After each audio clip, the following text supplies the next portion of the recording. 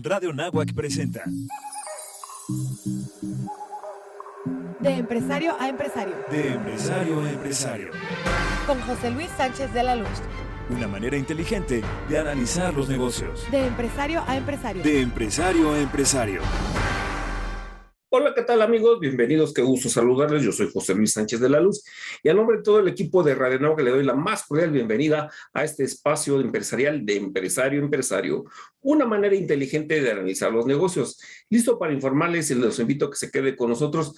Recuerde que estamos transmitiendo de manera simultánea a través del 1670 de AM en Radio Náhuac. Eleva tus sentidos. Así también los invitamos a que nos sintonicen vía digital en el www.radio.anagua.mx y si no tiene la oportunidad de escuchar este programa en vivo, búsquenos en Spotify como de empresario a empresario. Así también ya estamos en la red social de YouTube. Búsquenos en YouTube como Radio Náhuac. Por favor, ahí suscríbase al canal. Lo invitamos a que suscriba al canal de Radio Náhuac. Active la campanita para que usted esté al pendiente cada vez que Radio Náhuac suba de empresario a empresario. Ponemos a su consideración las dos vías de comunicación oficiales del programa.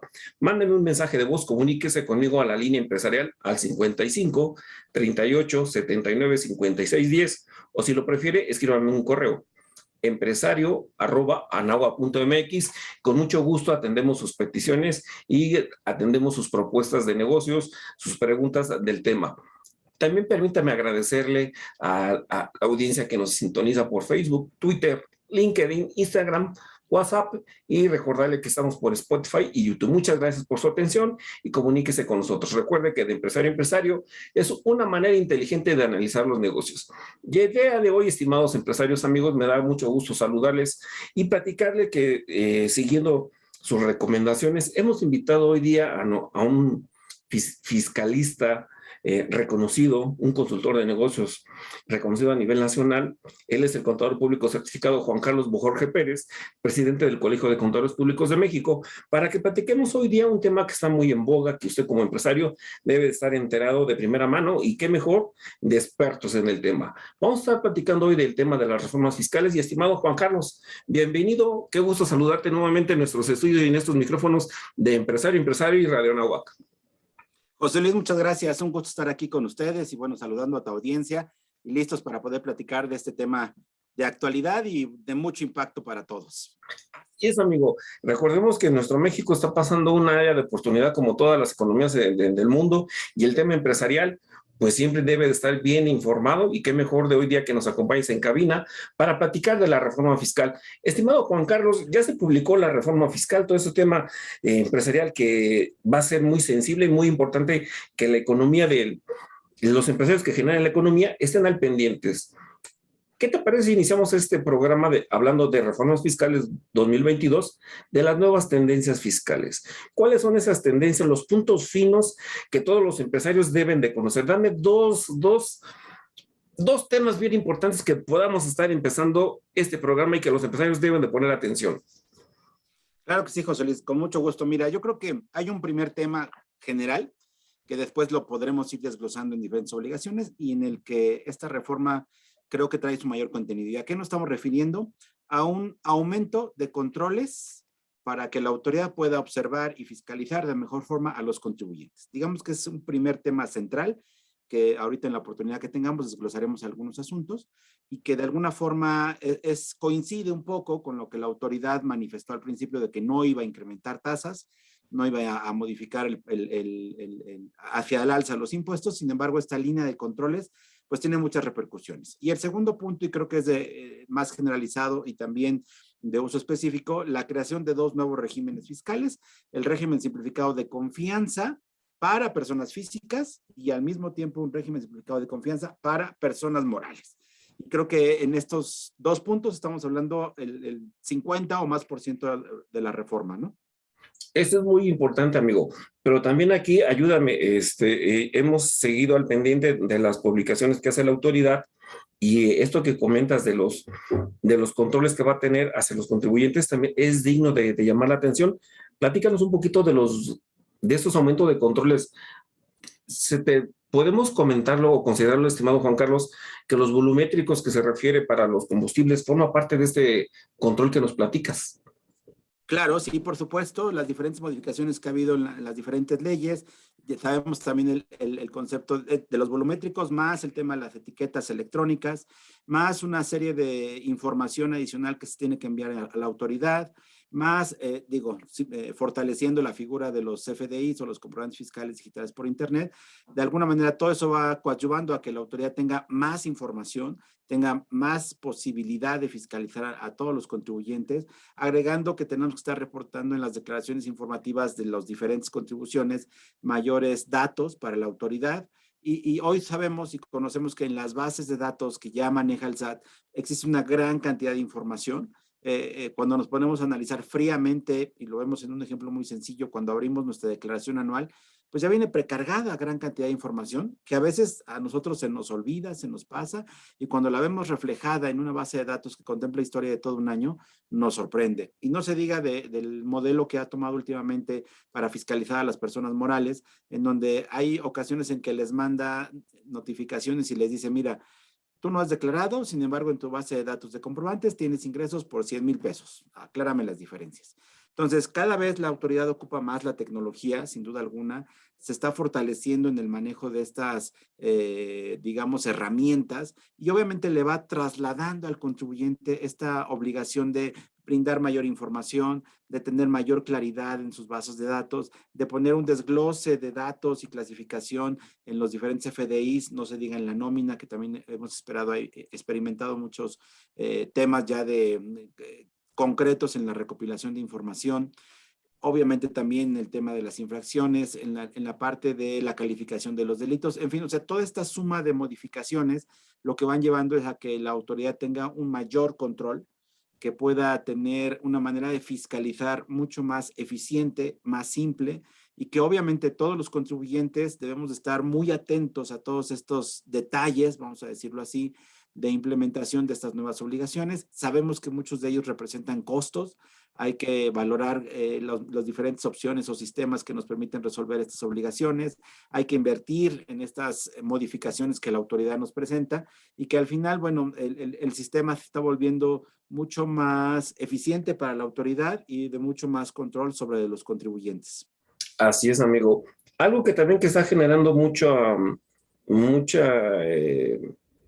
tema hacia la contaduría pública es el dictamen fiscal. Los cambios que se presentan para el dictamen fiscal, por ahí algunas declaraciones de la jefa del SAT hace énfasis de que, reforzando estos comentarios que tú nos comentas, también se versan esos cambios en el dictamen fiscal aquí obligatorio. ¿Qué novedades se presentan, Juan Carlos, para este ejercicio? Pues mira, se sube la obligación ahora de cierto nivel de contribuyentes cuando sus ingresos rebasan 1,650 millones de pesos en números redondos. Están obligados ya de nueva cuenta a ser dictaminados por un contador público registrado ante la autoridad y con estas facultades.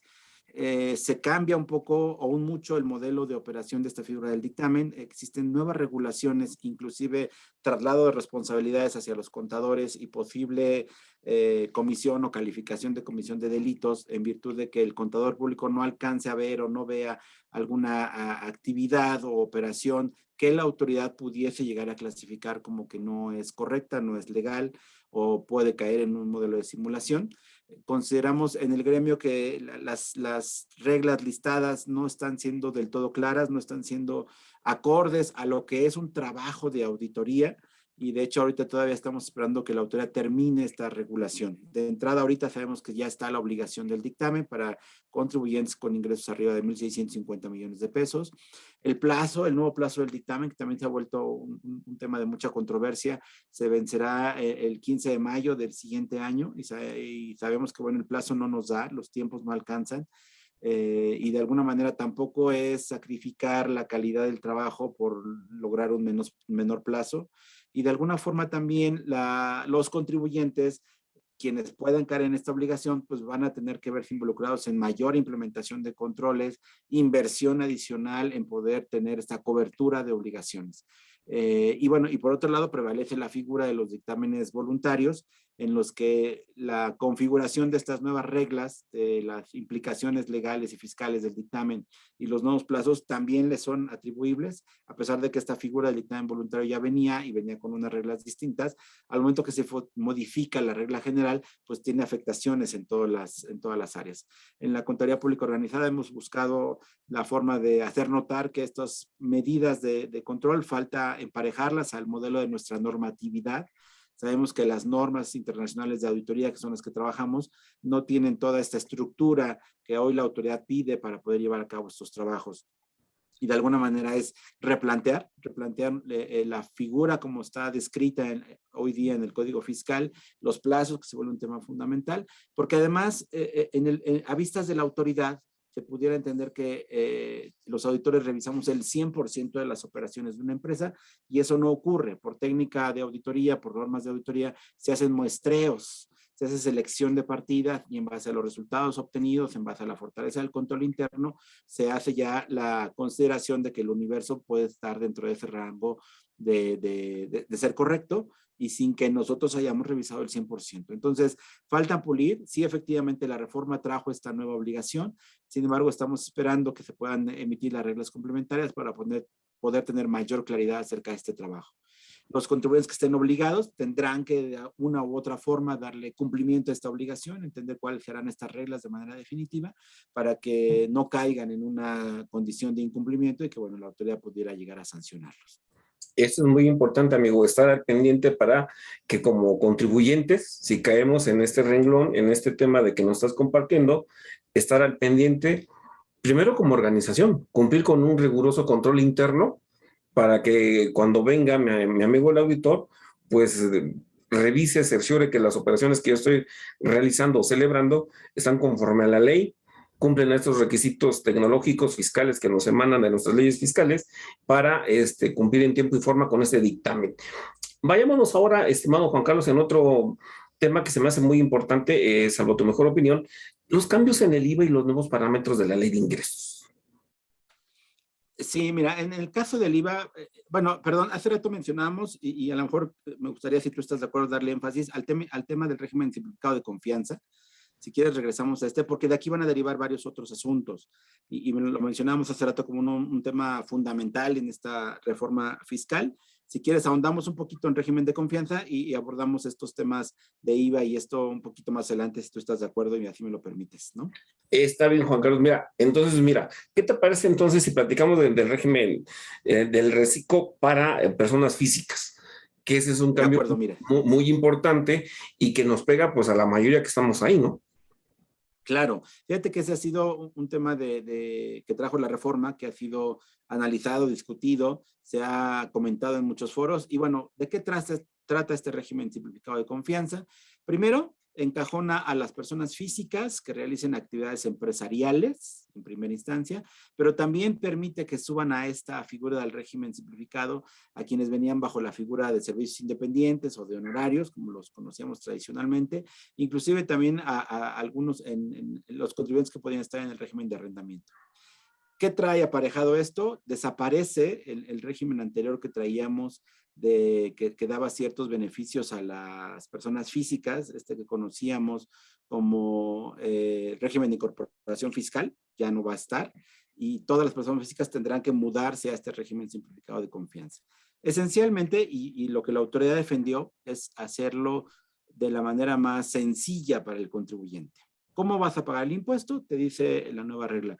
Sobre los ingresos que tú hayas cobrado, sin meterte en ningún problema de deducciones ni nada por el estilo, sobre de los ingresos le vas a aplicar una tasa del impuesto directa y esa será la cantidad que tú tengas que pagar a la autoridad. Ahora, ¿cuáles son los parámetros? El tope máximo de ingresos para que puedas estar en este régimen es de 3,5 millones al año. Okay. Y la tasa es variable, puede ir desde el 1% de los ingresos y máximo hasta el 2.5% de los ingresos.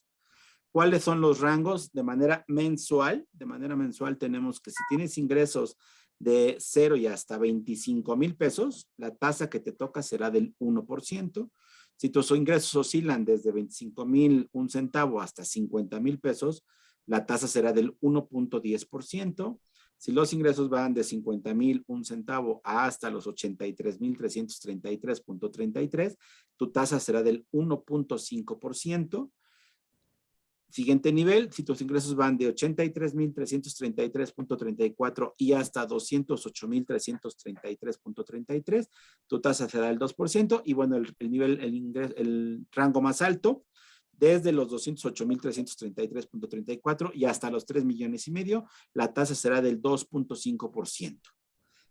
Digamos que esa es la esencia del régimen. Ingresos cobrados multiplicados por una tasa es lo que nos dará la cantidad a pagar de impuesto. Ahora bien, sí se conserva, y esto es bien importante, sí se conserva la obligación de seguir guardando los comprobantes que sustenten nuestras operaciones de gastos, de compras y cualquier erogación. El hecho de que no la ocupemos para deducirla no quita esta responsabilidad de seguir obteniendo todos nuestros comprobantes y seguirlos guardando para cualquier efecto futuro que la autoridad no los pudiera requerir. Si bien es cierto que no los va a utilizar la autoridad para determinar la base del impuesto, sí nos puede solicitar para hacer compulsas, comprobaciones de otras operaciones. En el caso de que tengamos sueldos, bueno, pues que estén cumpliendo todas las obligaciones laborales. Entonces, es bien importante esta última figura porque algunos de repente ya han manejado la idea de que, pues entonces ya no me preocupo de los comprobantes y me quedo con mis ingresos y se acabó. No, el régimen sí trae esta posibilidad de hacer un cálculo sencillo, pero conlleva estas obligaciones. Ahora, no todos pueden subir a este régimen. Hay ciertos candados que la ley trajo para que algunas personas no se puedan subir tan de manera directa a este régimen. ¿Cuáles son esos candados? Ok, tú no puedes ser socio, accionista o integrante de otra persona moral para poder estar en este régimen de confianza. Tampoco puedes ser residente en el extranjero o tener un establecimiento permanente en el país. Si obtienes ingresos de regímenes fiscales preferentes, tampoco te vas a poder subir a este régimen. Si obtienes ingresos similares, sueldos y salarios, honorarios, todo esto que de alguna manera se combinan, tampoco se vas a poder subir a este régimen. Entonces, obviamente hay ciertos candaditos que hay que terminar de leer, entender, analizar la situación particular, que eso se vuelve muy importante, y aquí me voy a permitir, si así lo quieren ver, hacer un anuncio. Acérquense con un consultor, con un contador, con alguien que les pueda orientar de manera muy clara para que se puedan subir a este régimen, tomar las bondades, pero al mismo tiempo estar seguros y ciertos de que no están cayendo en una figura de incumplimiento o de ilegalidad que después les trajera responsabilidades mayores. Es correcto, amigo. Permíteme, Juan Carlos. Adelante, adelante. Disculpa que te interrumpa, pero nos gana la computadora, amigo. Vamos a hacer un pequeño corte, si me lo permites, estimado auditorio. Estamos platicando hoy día con el contador público certificado Juan Carlos Bojorges, presidente del Colegio de Contadores Públicos de México, hablando de reformas fiscales. Yo soy José Luis Sánchez de la Luz. Esto es de Empresario a Empresario. Denme un segundo y regresamos. Listos, amigos, ya estamos de regreso en este segundo bloque, platicando hoy día de reformas fiscales 2022 con nuestro invitado, el contador público certificado Juan Carlos Bojorges Pérez. Él es presidente del Colegio de Contadores Públicos de México. Estimado Juan Carlos, nos ganaba el corte y no quise, ofrezco disculpa por interrumpirte, pero si no hacemos el corte, la computadora nos gana y la información privilegiada que nos estás compartiendo al aire se hubiera perdido. Termínanos de comentar, Juan Carlos, esas tendencias, esas obligaciones fiscales de este régimen simplificado del reciclo para personas físicas, por favor. Gracias, claro que sí. Decíamos la manera de determinar los pagos provisionales. Obviamente estamos obligados a presentar nuestras declaraciones mensuales de pagos provisionales, haciendo los cálculos correspondientes. Esas obligaciones permanecen. Tenemos que verificar nuestra transición del régimen de incorporación fiscal a este régimen de simplificado, hacer las gestiones y los procedimientos para que podamos estar administrativamente ante el SAT cumpliendo con estas obligaciones. Obviamente prevalece la obligación de la declaración anual de las personas físicas para que durante, en este caso, el año 23, cerrado el año 22, presenten su declaración anual.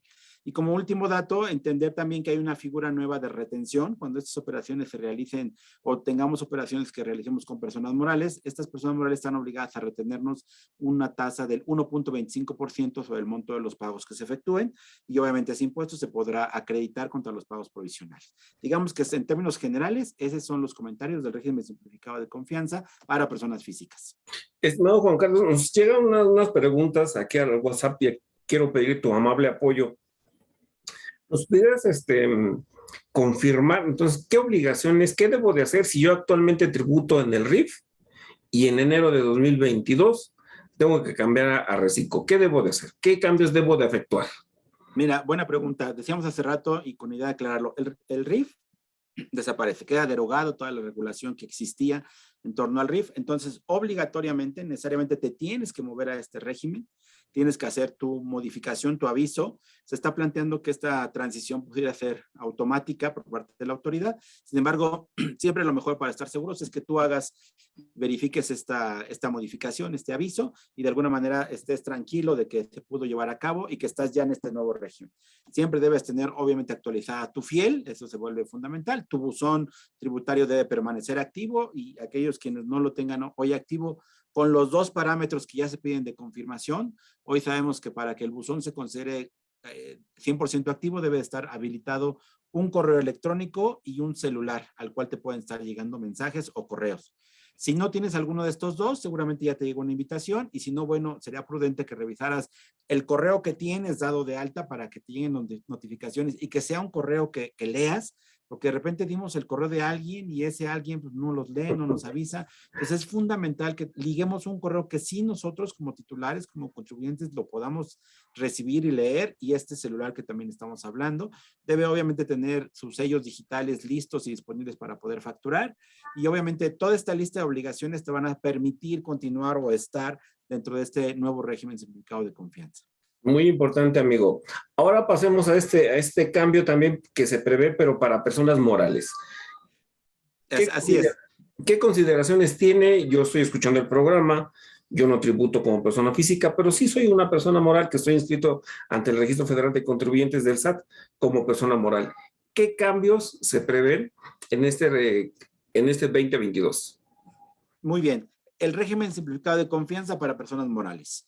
Digamos, esquema general es que vas a pagar los impuestos considerando exclusivamente ingresos cobrados, que efectivamente hayas tú cobrado, y le vas a poder restar tu total de deducciones que estén o hayan sido efectivamente pagadas.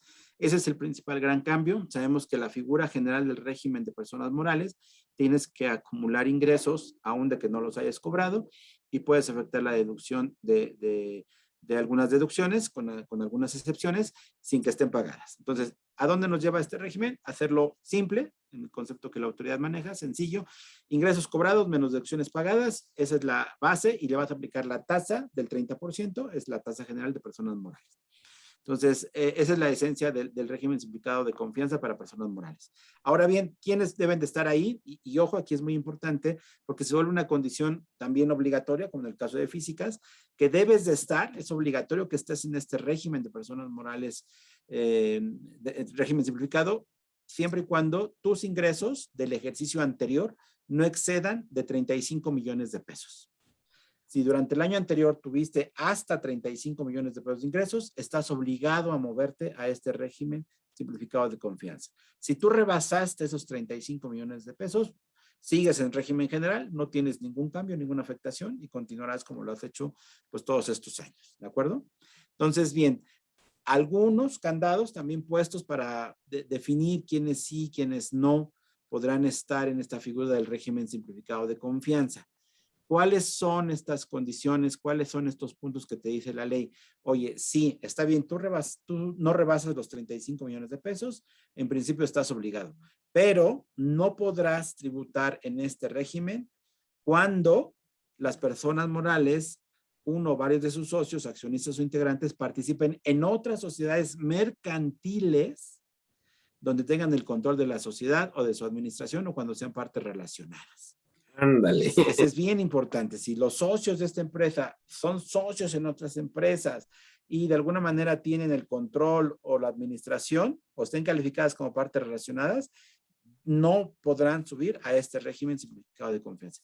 ¿Quiénes más no podrán subir? Las personas morales que realicen actividades por medio de fideicomisos o asociaciones de participación tampoco podrán subir a este régimen.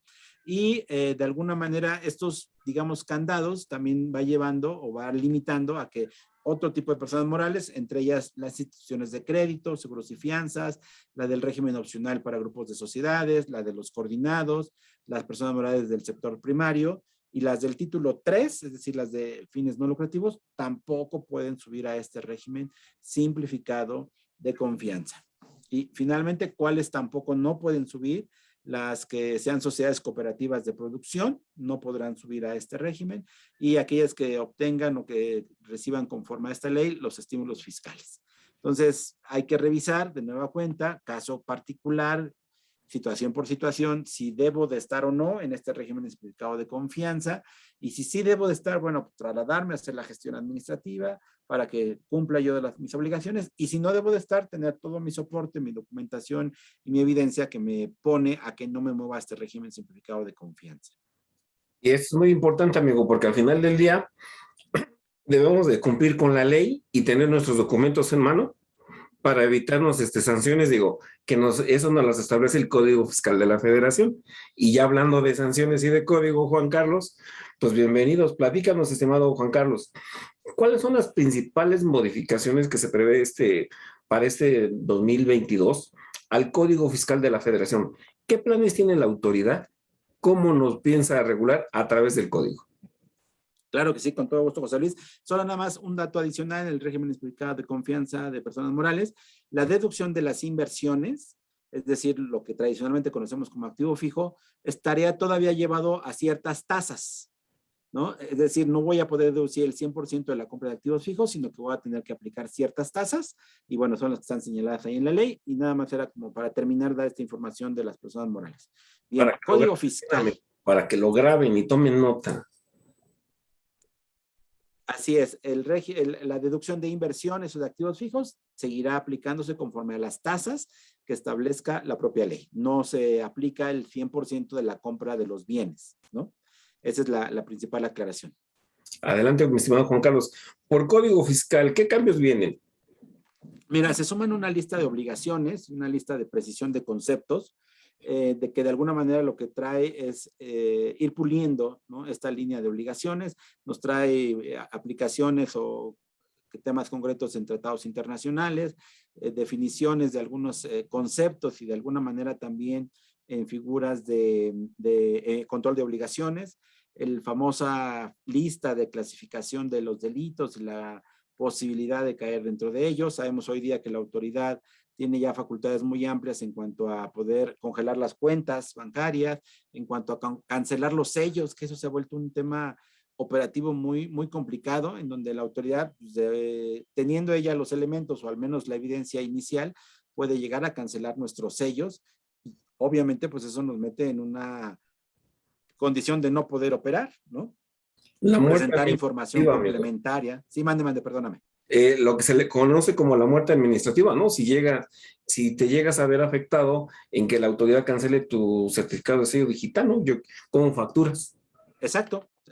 Literal, te ata de las manos y no puedes hacer nada. ¿No? Y tienes que esperar a descongestionar el trámite. Y pensando aquí, Juan Carlos, si me lo permite, silvanándolo con lo del primer bloque y este inicio del segundo que nos platicas de la importancia del régimen simplificado de confianza, el RECICO, pues si voy a grabar por ingresos y si la autoridad me cancela mi certificado de sello digital, pues ¿cómo facturo? Claro, y no hay posibilidad de obtener los ingresos, ¿no? Entonces, sí, se vuelven temas complicados. Ahí importante. Adelante, Juan Carlos. ¿Qué otro cambio tenemos aquí?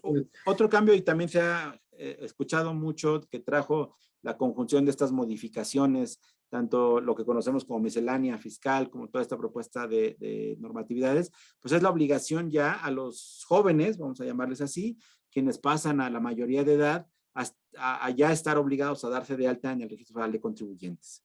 Aclara la autoridad que es una entrada formal al registro para tener ya sus antecedentes, como clave, como lo conocemos todos, su registro completo, y que a pesar de que no obtenga ingresos, y esto es importante mencionarlo, a pesar de que no obtenga ingresos, está obligado o están obligados a darse de alta en el SAT para que ya la autoridad tenga identificadas a estas personas posibles pagadoras de impuestos con un registro federal de contribuyentes. Es bien importante que cuando se haga esta alta de la persona, haya claridad en que si no tiene ingresos, si no tiene obligaciones, que así se señale en el momento del alta. Y en el caso de los que ya tengan obligaciones, bueno, pues señalen cuáles son esas obligaciones. La autoridad nos clasifica y en su base de datos vamos apareciendo dependiendo de lo que le dijimos al momento de nuestro registro, si sí teníamos obligaciones o si no las teníamos. Y cuando sí tenemos obligaciones, evidentemente la autoridad empezará a monitorear el cumplimiento de estas obligaciones. Por eso vuelve importante decir que si yo no tengo obligaciones todavía, a lo mejor me encuentro estudiando, todavía no tengo ingresos propios, no tengo ninguna obligación lateral, sí tengo que ir a sacar mi RFC, pero lo tendré en una figura de RFC sin obligaciones. Que no tienes actividad económica, que no generas ingresos y que no estás obligado a presentar declaración alguna. Es correcto, es correcto. Esa creo que es una de impacto generalizado, porque digamos que a todos los jóvenes que ahorita ya están en este modelo de ser mayores de edad y no están dados de alto, estarán obligados a darse su alta y conforme vayan llegando a la edad durante los años futuros, tendrán que ir haciendo este trámite. Estimado Juan Carlos, ¿tú cómo consideras este tema? Cuando lo presentó la jefa de sala, la maestra Raquel Buenrostro Sánchez, hubo organizaciones, voces que lo consideraron como terrorismo fiscal. Hubo otras voces que lo vieron como un trámite administrativo. Pensando en las dos teorías, hay quien cuando todavía no se pulía bien y no se publicaba la reforma en diario oficial, pues no se especificaba este tema, ¿no? Que bien lo estás compartiendo aquí al aire y es importante resaltarlo, que los jóvenes que se inscriban, que estén cumpliendo su mayoría de edad y que no generen ingresos, que no tengan actividad económica, no van a estar obligados a presentar alguna declaración. Simplemente es darse de alta.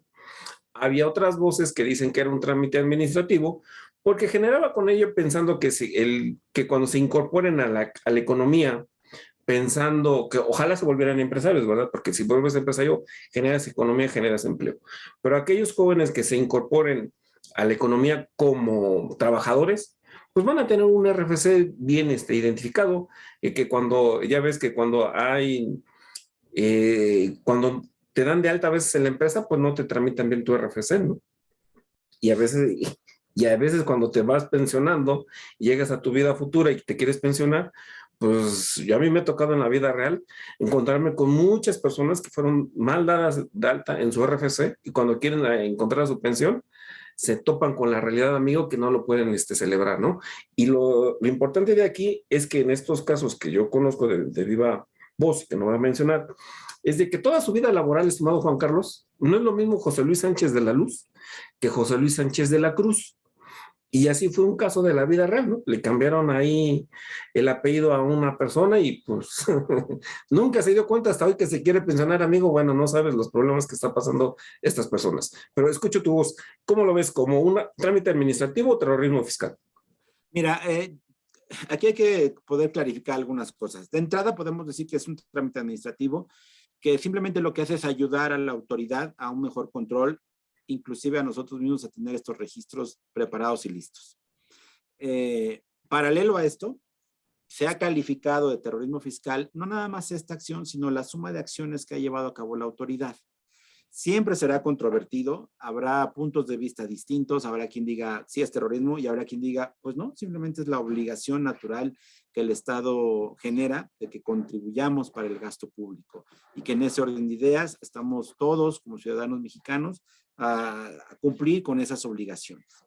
De alguna forma también lo que se ve es ocupar este modelo de la tecnología para ir administrando las bases de datos. Ahora bien, sabemos que ya en esta época, quizás no nos tocó a los que tenemos ya cierta edad, pero de algunos años para acá tenemos ya el famoso concepto de la CURP. Así es. Ya desde que naces, prácticamente en tu acta de nacimiento viene asignada tu CURP y la CURP es un registro que también la autoridad está ligando al RFC. Entonces, digamos que en el concepto natural, diríamos que esta acción particular de dar de alta no sería una figura de terrorismo fiscal. Podríamos calificar otras acciones que la autoridad ha llevado para presionar y para de alguna manera acorralar un poco a los contribuyentes. Esta la vemos más sí como un trámite administrativo. Sí consideramos que en esta primera etapa de aplicación, la autoridad tuvo que haber sacado reglas más específicas para que no se les haga un cuello de botella y que no de repente ahorita caigan personas en incumplimientos derivado de que ya a lo mejor tienen esta mayoría de edad y pues no tenían realizado este trámite. Creo que pudo haber sacado un calendario de cumplimiento, un tema un poco más ligero para que la propia autoridad no padezca, porque ahorita estamos pensando que la autoridad va a empezar a tener filas y filas de personas o de jóvenes queriendo hacer su trámite, y de por sí ya habíamos vivido un poco el rezago en las citas, que ya es un tema que es conocido por todos, y que ahorita, dado que estos nuevos contribuyentes se van a subir a la figura de trámites, pues puede congestionar y ocasionar algún trastorno en las personas que tienen que dedicarle tiempo, tienen que moverse para allá, a la oficina que les corresponda y todo esto, y causar algunos, inclusive si es necesario, pues moverse de su domicilio, en fin, o sea, muchos temas que son de alguna manera en esta época creo que crean cierta complejidad. Hubiera hecho un plazo quizás un poco más largo para cumplir con esta obligación. Los controles, creo yo, siempre serán buenos. A muchos no nos gustan el modelo de control. Sin embargo, bueno, en este y en otros casos, creo que la figura per se no implica esta condición de terrorismo, y es una necesidad que la autoridad tiene de empezar a controlarnos de alguna forma, ¿no? Estimado Juan Carlos, si me lo permite, estimado auditorio, vamos a hacer nuestra segunda pausa. Recuerda que estamos platicando hoy día de empresario a empresario con el contador público certificado Juan Carlos Bojorges, presidente del Colegio de Contadores Públicos de México. Yo soy José Luis Sánchez de la Luz. Usted escucha de empresario a empresario en Radio Anahuac. Búsquenos en digital www.radio.anahuac.mx. Voy a un corte y yo regreso. Listos, amigos, ya estamos de regreso en De Empresario a Empresario, platicando hoy día con nuestro amigo, el contador público certificado Juan Carlos Bojorges, presidente del Colegio de Contadores Públicos de México, hablando de reformas fiscales 2022. Estimado Juan Carlos, terminábamos nuestro segundo bloque con estas novedades de la inscripción de los jóvenes ante el SAT. Había quien lo consideraba como terrorismo fiscal, había otros quienes pensamos que es un trámite administrativo, pensando que ya la autoridad, pues, como dice la canción, ya todo lo sabe, ya nos tiene bien fiscalizados y checados. Sí, exactamente. Pero, estimado Juan Carlos, ayúdame con más información. Amigo, la autoridad prevé que se incorporen todos los jóvenes de mayores de 18 años que cumplan su mayoría de edad para que se suban al RFC. Habilita en su portal que saquen su cita. Inclusive aquí en De Empresario a Empresario platicamos que había la posibilidad de que se inscribieran a través del RFC con su CUR vía electrónica. Pero, no me dejarás mentir, o corrígeme si me equivoco, pues el portal del SAT, pues deshabilitaron esta posibilidad, amigo. Es correcto, sí. El tema del alta del RFC es que además de la gestión propia de inscribirnos, conlleva que la autoridad nos genera la firma electrónica. Y ahí nos tiene que obtener ciertos parámetros personales, como puede ser las huellas digitales, como puede ser la lectura del iris, que hoy día ya se ocupa, y que esto al final solamente los puedes lograr cuando la persona está presente. Entonces, la autoridad quizás sí ha querido simplificar, sin embargo, se vuelve, por otro lado, una limitante la necesidad de la presencia física. Ahorita, bueno, pues como bien dice, se cerró esta posibilidad en el portal, sin embargo, estamos esperando de qué manera la autoridad logra establecer un mecanismo que simplifique y que evite que físicamente tengamos que presentarnos en las oficinas y llevar a cabo el trámite, en este caso para todos los que están pasando a ser mayores de edad, y en general para todas las personas cuando queremos hacer renovaciones o queremos hacer los trámites iniciales, no nada más por esta cuestión de ser mayor de edad, sino porque estoy por emprender un negocio, acabo de crear una sociedad. Toda esta suma de trámite sí ha sido un tema complejo en esta época de la pandemia, y confiamos que la autoridad pueda ya aligerar la carga y liberar muchos de estos para que podamos nosotros mismos cumplir con estas obligaciones que la propia autoridad nos ha impuesto. Ayúdame con más temas, Juan Carlos. Pensando que ciertamente la autoridad prevé y nos apoya y nos ayuda con el tema digital. Prevé que a través del sitio web pues, se pudieran hacer algunos trámites, pero hay algunos que tenemos que hacerlos de manera presencial. Sí. Pero también se vuelve complejo, estimado Juan Carlos, corrígeme si me equivoco. Las oficinas de SAT se utilizan para que vayas, te des de alta, saques tu certificado de sello digital. Ahorita mismo nos acabas de compartir en las reformas de código que aquellas personas que la autoridad tenga identificados que no cumplan sus obligaciones fiscales, les mande ahí la muerte administrativa, como se le conoce en el argot, en el gremio, de que te suspendan o te cancelen vía momentánea hasta que arregles tu situación, tu certificado de sello digital. Y además se le suma la presencia de los jóvenes para darse de alta. Pero muchas veces, Juan Carlos, el civismo fiscal el civismo fiscal de cómo darse de alta, cómo manejar todos estos términos, argumentos y cómo navegar en el portal, pues sí ocupan de un profesional que los apoye, Juan Carlos. ¿Cómo van a auxiliarse el empresario, la sociedad misma, para que el profesional hoy día que tiene las competencias, pues es el contador público? Es correcto y es un tema muy importante que hemos discutido mucho en la profesión, en el gremio. La principal responsabilidad que tenemos los contadores es apoyar a nuestros clientes, a nuestras empresas, a los organismos en los que trabajemos y en general a la sociedad civil, ¿no? Es como profesión estamos obligados a ello. Estamos capacitados y preparados en esta y en muchas otras áreas y siempre la recomendación que hacemos y que de alguna manera se vuelve un tema de compromiso de nosotros es que todos acudan ante el profesional especializado para ello. Y lo decimos en este tema particular, pero asimismo lo vivimos en muchas otras áreas. Es decir, si tú ahorita tienes un dolor de estómago, una molestia, una irritación en la garganta, pues ¿a quién acudes? Pues debes ir al médico, tienes que ir al médico. Si tienes un problema de orden legal, tienes un tema de una herencia, tienes un problema porque te peleaste con tu vecino, lo que sea, tienes que acudir con el profesional que se vuelve necesario, que es un abogado. Por lo tanto, en esta cuestión de toda la gestión fiscal, de toda la gestión del pago de impuestos, pues la recomendación es que acudas con el profesional calificado para ello y que siempre será un contador público. Ahora, también es importante mencionar lo siguiente, y lo hemos trabajado mucho como profesión, es que sí, hay muchos contadores especializados en la parte fiscal, muchos brindan este servicio, pero no solamente hacemos eso.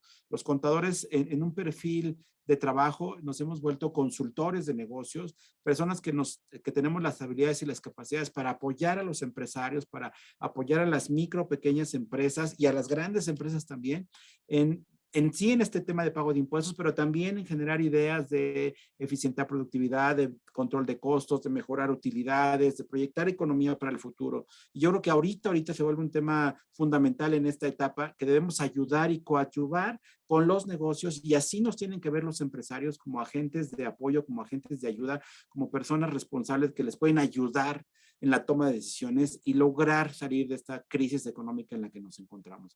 El campo de estudio y el campo de acción del contador es vasto y los profesionales que nos encontramos sumados en los colegios profesionales y en nuestro organismo nacional que es el instituto y en todos estos vínculos formales, estamos capacitados y dispuestos a apoyar y ayudar a quien así nos lo solicite. Permíteme, Juan Carlos, abonar a tu comentario, me sumo a esta iniciativa.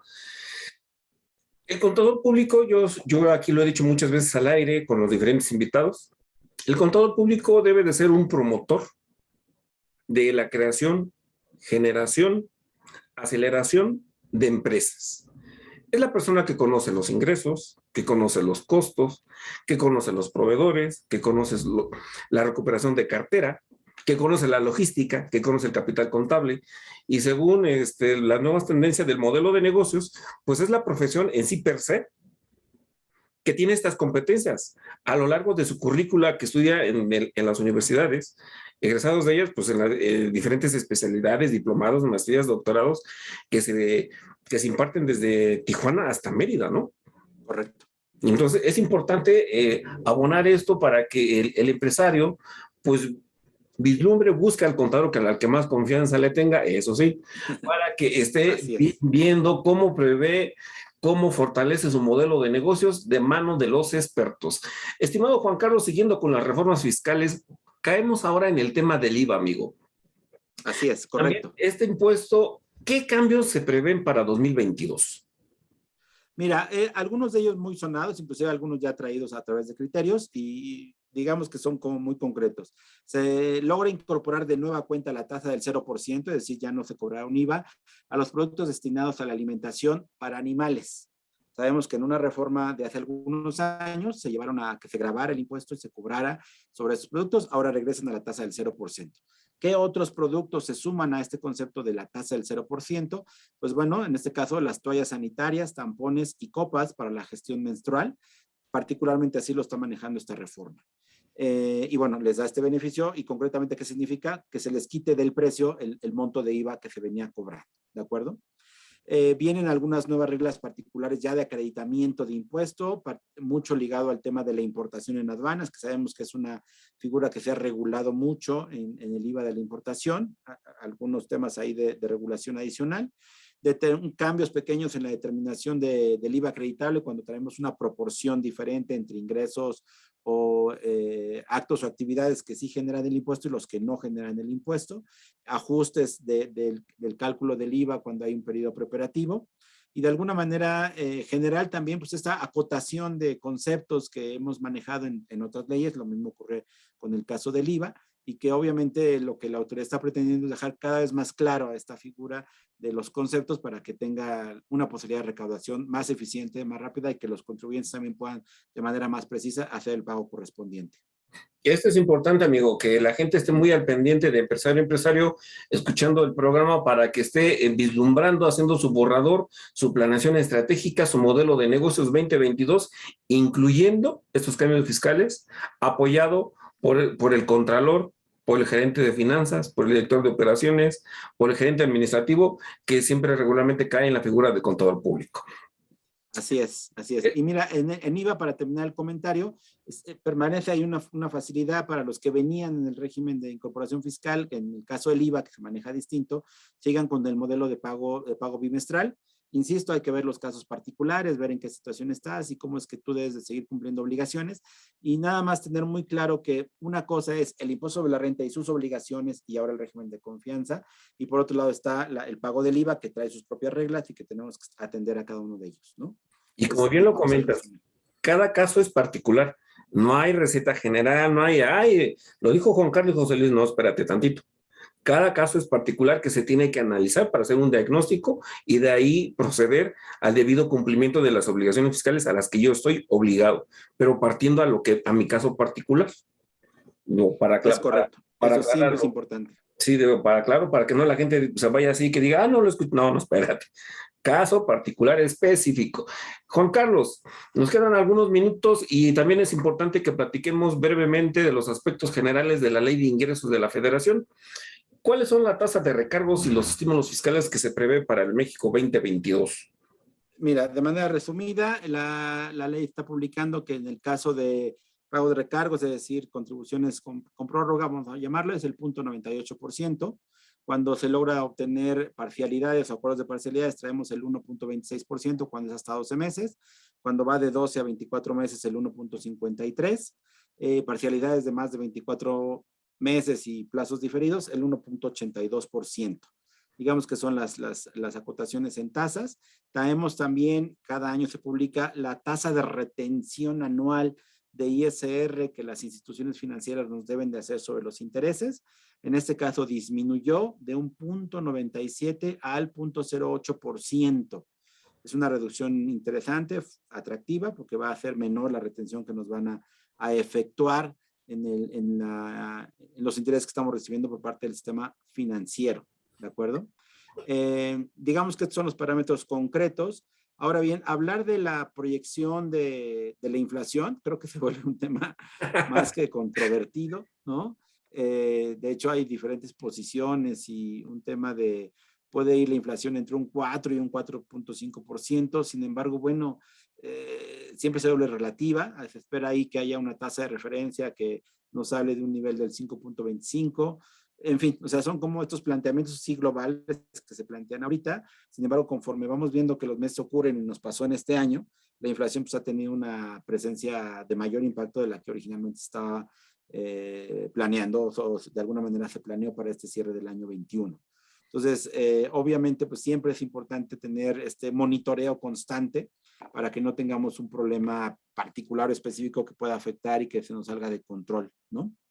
Y fíjate ahí, Juan Carlos, me sumo a la propuesta. Es muy importante y dejamos este tema en el último bloque, porque qué difícil es ser inversionista, ser empresario, tener tu capital en las instituciones donde te dan un cierto rendimiento, pero la tasa de inflación que estamos viendo en este México 2021, pues ya llevamos al 7%, amigo. Entonces, ese es el tema. Entonces, aquí volvemos a lo mismo. Si usted tiene su dinero y no obtiene un rendimiento más alto que le da la inflación, híjole, qué difícil, ¿no?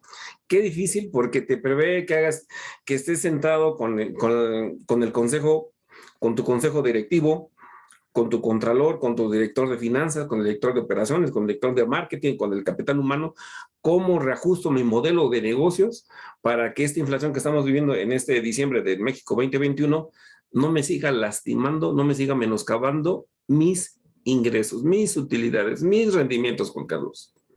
Es correcto. O sea, yo creo que ahorita más que nada todos hemos aprendido a monitorear las cifras, monitorear las tendencias, monitorear qué es lo que está pasando a nivel mundial y cómo la economía puede ir recuperando de alguna forma un posicionamiento, pero los reveses, los cambios, a veces las noticias, si lo hemos vivido, tienen impactos distintos de alguna manera en las diferentes áreas de mercado, en los diferentes modelos de negocio, en los diferentes sectores de la economía, ¿no? Entonces yo creo que hoy se vuelve fundamental aprender de este monitoreo para que estar dando las señales adecuadas en cada una de las empresas. Estimado Juan Carlos, nos quedan 2 minutos para despedirnos del aire y los quiero aprovechar. Dame algunas recomendaciones, ya no del ámbito fiscal. Tengo al presidente del Colegio de Contadores Públicos de México, he visto su cartelera por ahí que es muy amplia, muy vasta, dan talleres muy importantes. Me llamó mucho la atención uno de fintech que hicieron hace poco. Sí. ¿Qué tendencias de negocios, qué retos enfrenta la contaduría pública? A mí me gusta que me confirme esto un contador, ¿no? Cuando le preguntas a alguien que no es contador, pues menos el 89, ¿no? Claro. Sí, mira, yo creo que aquí hay que centrarse en 2 ejes centrales. Uno, tenemos que seguir trabajando. Ese es un tema fundamental. ¿Y a qué me refiero con seguir trabajando? Seguir haciendo este modelo de responsabilidad en el negocio en el que estemos, en la empresa en la que trabajemos, en la organización en la que estemos ayudando, participando. Si somos del sector independiente, bueno, seguir ayudando a nuestros clientes, comprometernos, como lo hemos hecho durante estos 2 años, para adelante, seguir generando estas ideas de salir de la economía adelante, de generar oportunidades de negocio, de poder entender la dinámica de los negocios y empezar a dirigirlos. Me permití escribir un artículo en el que lo nombré a partir del próximo año, el año 1 de la nueva realidad. Es decir, ya pasamos los 2 años de pandemia, no hemos salido de la crisis de salud, sin embargo vemos que no saldremos en un corto plazo, tendremos que ir viviendo poco a poco la salida. Sin embargo, esto no nos tiene que frenar. Tenemos que entender que si bien es cierto la crisis ya nos afectó, ya llegó en el momento, ya pasamos estos 2 años un poco de duda, de incertidumbre, de alguna manera de no saber qué sigue, de alguna manera reconvertir a los negocios, cambiarles su enfoque, cambiarles su logística, cambiarles inclusive la forma en que se atiende a los clientes. Los consumidores han cambiado las formas de consumo. Sabemos que hoy día está el uso de la tecnología, todo lo que es el llevar a domicilio, entregar en casa, se ha vuelto ya fundamental, pero también la capacitación, y lo hemos vivido nosotros, el modelo presencial prácticamente ya quedó en el olvido. Hoy trabajamos en modelos a distancia, hemos ido capacitando a nuestros expositores, hemos ido buscando nuevas herramientas. Entonces, ¿a qué me refiero con trabajar? Poder brindar nuestro mayor compromiso, nuestro conocimiento y nuestra experiencia al servicio de todas las empresas para que salgamos adelante juntos. Hoy día el tema de trabajo colaborativo se vuelve fundamental. Y obviamente tenemos que entender que esta dinámica de apoyarnos y de juntos vencer los obstáculos se vuelve esta segunda línea que yo decía al principio de trabajo, de acción, de responsabilidad, y que solamente combinando trabajo y colaboración siento que saldremos adelante. Nos estamos comprometidos con acercar todos los temas de capacitación que se necesitan, los de vanguardia, los de uso cotidiano, las novedades. Hoy estamos viendo el tema de la 4ª revolución industrial, que básicamente habla del uso ya generalizado de la tecnología, lo que se llama el Big Data, ¿no? El uso masivo de datos, y que obviamente estamos capacitándonos, estamos a la vanguardia en esos temas. En el colegio hemos sido muy enfáticos en traer a todos estos temas de estas capacitaciones en todas las modalidades, cursos, conferencias, mesas redondas, mesas de discusión, talleres, en fin, nuestra oferta es muy vasta. Estamos planeando para el próximo año alrededor de 600 cursos que van a acercar capacitación a nuestro gremio y a quien así decida estar con nosotros. Estimado Juan Carlos, mucho gusto en volverte a saludar, amigo, agradecerte que estés con nosotros e invitarte que en enero del 2022 estés nuevamente en nuestros estudios para platicar de empresario a empresario y con estas novedades. Por supuesto que sí, será un gusto. Muchas gracias. A usted, estimado radioescucha auditorio, le agradezco su atención. Recuerde, yo soy José Luis Sánchez de la Luz. Nos escuchamos el próximo jueves. ¡Chao! Nos escuchamos el próximo jueves para seguir analizando de manera inteligente los negocios. De empresario a empresario, con José Luis Sánchez de la Luz. En Radio Náhuac, 1670 AM. Eleva tus sentidos.